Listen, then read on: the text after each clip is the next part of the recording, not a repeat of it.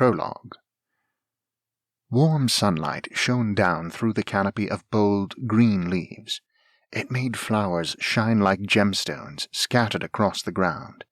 The narrow river glistened like crystal.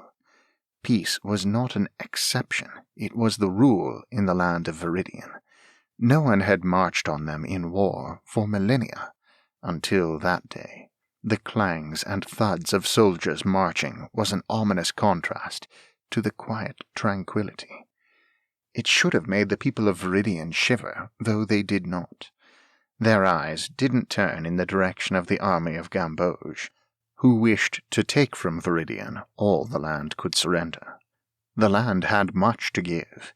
Its trees bore fruit year-round, its temperature always warm, its rivers and lakes of the clearest, cleanest water. The people of Gamboge believed they should have that heavenly land for themselves. It offered peace to those who called it home. Its lush landscape gave the inhabitants whatever they required. Few who called the place home had ever left its borders. Those who did returned with a heightened sense of the paradise of their homeland and did not leave again.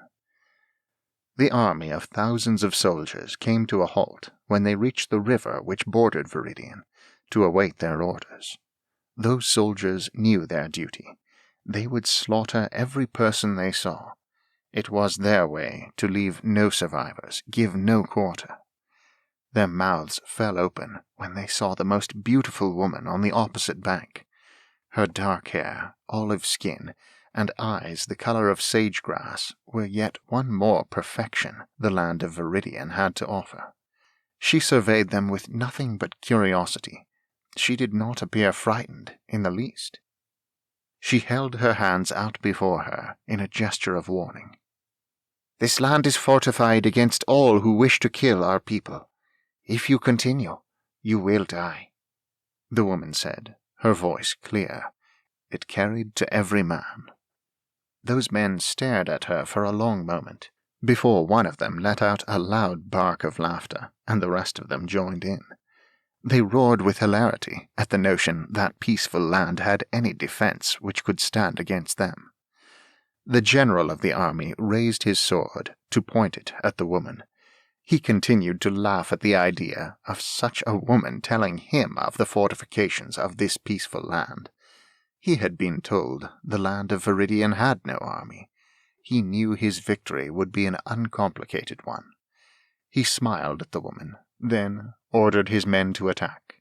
The moment that order had been given, and each man made his decision to obey, a fire rose up from the ground. It was like nothing the men of Gamboge had ever seen. The land was surrounded by a wall of white-hot fire. The archers who had let off the first volley of shots watched their arrows turn to ash.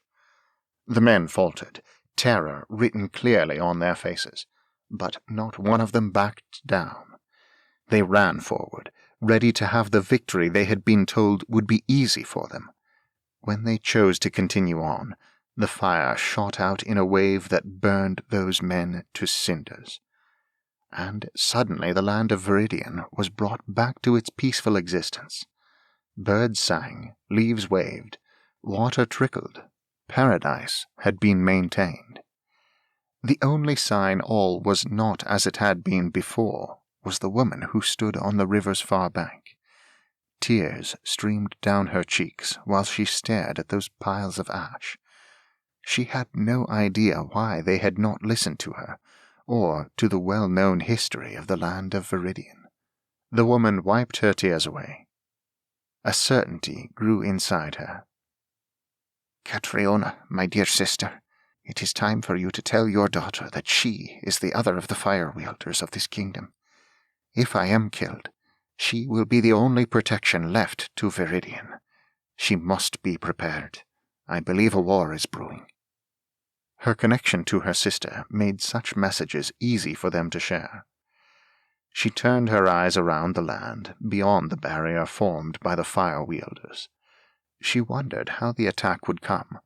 Without the fire-wielders, the land of Viridian and the secrets it held would be destroyed. This must not be. She and her niece must continue on. The lives of all the people must be protected.